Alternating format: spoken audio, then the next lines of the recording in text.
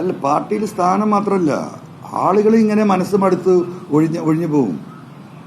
മക്കളെ വരെ എന്താ ചെയ്യുക?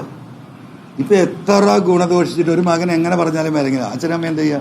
കുറേ പറഞ്ഞു കൊടുക്കും, കുറേ തല്ലി നോക്കും. ഇതൊന്നും നടന്നില്ലെങ്കിൽ പോണേലെ പോട്ടെ എന്ന് പറയും, അല്ലേ? അപ്പം ഇത് ഇങ്ങനെ പറഞ്ഞ് അതിൻ്റെ അവസാനത്തെ അടിയാണ് കിട്ടിയത്. തല്ല് കിട്ടിയതാണ് ഏത്? ഈ പാർലമെൻറ്റ് തിരഞ്ഞെടുപ്പ്. അത് കഴിഞ്ഞിട്ടും ഇതൊന്നും പരിശോധന ഇല്ലെങ്കിൽ ജനങ്ങൾ പല വഴിക്കും പിരിഞ്ഞു പോകും. അതാണ് പാർട്ടി സംഭവിച്ചുകൊണ്ടിരിക്കുന്നത്. നിങ്ങൾ നോക്കുക, കാസർഗോഡ് തൊട്ട് തിരുവനന്തപുരം വരെ ഇപ്പം ടീച്ചർ മത്സരിച്ചല്ലോ വടകരയിലല്ലേ.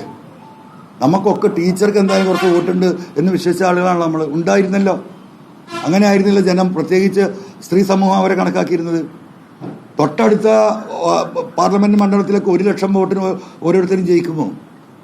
ഒരു 50,000 വോട്ടെങ്കിലും ടീച്ചർക്ക് കിട്ടിയിരുന്ന ടീച്ചർ ഒരു 50,000 വോട്ടിലല്ലേ തോൽക്കാൻ പാടുള്ളൂ. ഒരു വ്യത്യാസമുണ്ടോ? ഒരു വോട്ട് കിട്ടിയോ? എന്തേ? ടീച്ചറോടുള്ള വിരോധമാണോ?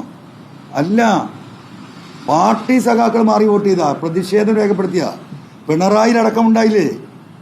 കണ്ണൂരിലെ മിക്ക ഈ ഡിവിഷനുകളിലും ഇവിടെ മത്സരിച്ച UDFന്റെ സ്ഥാനാർത്ഥികളുടെ മെജ കൊണ്ടൊന്നുമല്ല ഇവരൊക്കെ ജയിച്ചു കയറിയത്. പാർട്ടി സഖാക്കൾ കൃത്യമായ പ്രതിഷേധം രേഖപ്പെടുത്തിയ. അത് വിലയിരുത്തിയോ ഈ പാർട്ടി വിലയിരുത്തിയോ? 100 സഖാക്കളെ വിളിച്ച് ചോദിച്ചോ എന്താ നിങ്ങളിങ്ങനെ വോട്ടിങ്ങനെ ആവാൻ കാരണമെന്ന്?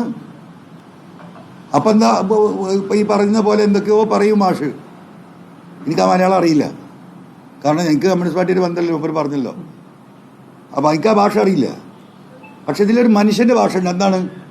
ഇങ്ങനൊരു വിഷയമുണ്ടായാൽ ഓരോ ബ്രാഞ്ചിലെ അല്ലെങ്കിൽ ഒരു പഞ്ചായത്തിലെ പ്രധാന പ്രവർത്തകരെ, ആ പാർട്ടിക്കും വേണ്ടി അധ്വാനിക്കുന്ന സാധാരണക്കാരായ പ്രവർത്തകരുണ്ട്, അവരെ വിളിച്ചു ചോദിച്ചാൽ അവർ പറയും ഞങ്ങൾ വോട്ട് ചെയ്തിട്ടില്ല. എന്ത് സഖാവ് എന്നെ അങ്ങനെ ഒരു തീരുമാനം എടുത്തെന്ന് ചോദിച്ചാൽ ആ സഖാവ് പറയും നിങ്ങൾ ഈ നിലപാടുകൾ ശരിയല്ല, ഇത് പാർട്ടിയുടെ നിലപാടല്ല, അതുകൊണ്ട് നിങ്ങൾക്കൊന്ന് പഠിക്കാനൊന്ന് ചിന്തിക്കാനാണ് ഞങ്ങൾ ഈ വോട്ട് ഇങ്ങനെ ചെയ്തത് എന്ന് അവർ പറയും. ചോദിച്ചവരാരെങ്കിലും? എനിക്കും അറിയാലോ. ഇപ്പോൾ സെക്രട്ടറി പറയുന്നത് പോലെ ബഹുജന സംഘടനകളായിട്ടൊന്നും ഒരു ബന്ധമില്ല, പ്രവർത്തിച്ചില്ല എന്ന് ആയിക്കോട്ടെ, സമ്മതിച്ചു, അത് നാട്ടുകാർക്ക് അറിയാം. നമുക്കുണ്ട് ഇവരൊക്കെ ആയിട്ട് ബന്ധം, ഇവരോടൊക്കെ നമ്മൾ അന്വേഷിക്കുന്നുണ്ട്. ഞാൻ നടത്തിയൊരു അന്വേഷണം പോലും പാർട്ടി നടത്തിയിട്ടില്ല, മനസ്സിലായോ? ഇതിലെ എന്താ 7ാം കൂലിയായ PV അൻവർ, ഏതോ എന്താ പറയുക അലഞ്ഞു തിരിഞ്ഞു നടന്ന കോൺഗ്രസ്സുകാരൻ ഈ പാർട്ടിക്ക് കയറി വന്ന 7ാം കൂലിയായ PV അൻവർ ഇതിന് അന്വേഷണം നടത്തിയിട്ടുണ്ട്. ആ വിവരങ്ങൾ വെച്ചിട്ടാണ് ഞാൻ ഈ സംസാരിക്കുന്നത്. ആ 7ാം കൂലിയുടെ വിവരം പോലും, അല്ലെങ്കിൽ ആ വലിഞ്ഞു കയറി വന്ന ആ പഴയ കോൺഗ്രസ്സുകാരൻ്റെ താല്പര്യം പോലും ഈ പാർട്ടി സഖാക്കളുടെ വിഷയങ്ങളിൽ ഇത്ര വലിയൊരു പരാജയം ഉണ്ടായിട്ട് അതുപോലും പരിശോധിക്കാൻ തയ്യാറാകാതെ എൻ്റെ നെഞ്ചത്ത് കയറിയിട്ട് എന്താ കാര്യം? ഞാൻ ഇന്നലെ ഏതൊരു വാർത്തക്കാരോട് പറഞ്ഞു, ഒരു സ്ത്രീ വെള്ളം മുക്കിക്കൊണ്ടിരിക്കുക, അതിൻ്റെ സ്വർണ്ണമാല പൊട്ടി കിണറ്റിലേക്ക് വീണു, അത്യാവശ്യം വെള്ളമുണ്ട് കിണറ്റിൽ. നാട്ടുകാരിൽ പലരും മുങ്ങലറിയുന്നവരൊക്കെ വന്ന് മുങ്ങി, ആര് തപ്പിയിട്ടും കണ്ടില്ല. അപ്പോൾ ഒരു വഴിപോക്കൻ അങ്ങനെ പോകുന്നുണ്ട്. അപ്പോൾ ഈ ആളുകളൊക്കെ ഇനി അത് കിട്ടൂല പറഞ്ഞാൽ തിരിഞ്ഞു വരിക. അപ്പോൾ ഈ വഴിപോക്കൻ നിങ്ങൾ അങ്ങോട്ടാണ് പോകുന്നത്. അപ്പോൾ അവർ പറഞ്ഞു ഇങ്ങനെ മാല കിണറ്റ് ചാടിയിരുന്ന് തെരഞ്ഞിട്ട് കാണുന്നില്ലാണ്. ഇവരങ്ങോട്ട് പോയി വഴിപോക്കനെ കാരെടുത്ത് ഇറങ്ങി, അവൻ മുങ്ങിയപ്പോൾ തന്നെ ഈ മാല കിട്ടി. അവന് കൂക്കി വിളിച്ച് എല്ലാവരും കൂടി വരുന്നവരെ അടി നിനക്ക് എങ്ങനെയത് കിട്ടിയത് വെച്ചിട്ട്. ആ സ്ഥിതിയല്ലേ പരിക്ക്, ആ വഴിപോക്കനുണ്ടായ സ്ഥിതി.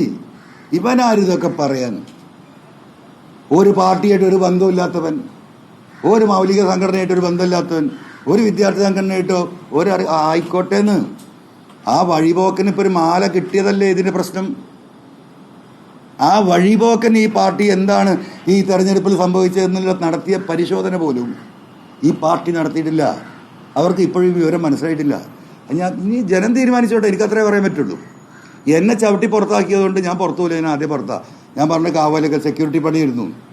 ഇപ്പോൾ സെക്യൂരിറ്റി പണി ഗേറ്റിൻ്റെ അകത്താണ് ഉണ്ടാവുക. അപ്പോൾ ഞാൻ ഗേറ്റിനെ പുറത്ത്, ഞാൻ റോട്ടിൽ നിൽക്കും, വരുന്നവരോട് ഹലോ ലാൽ സലാം സഖാവേ, ലാൽ സലാം, ഞാൻ റോട്ടിലുണ്ടാവും.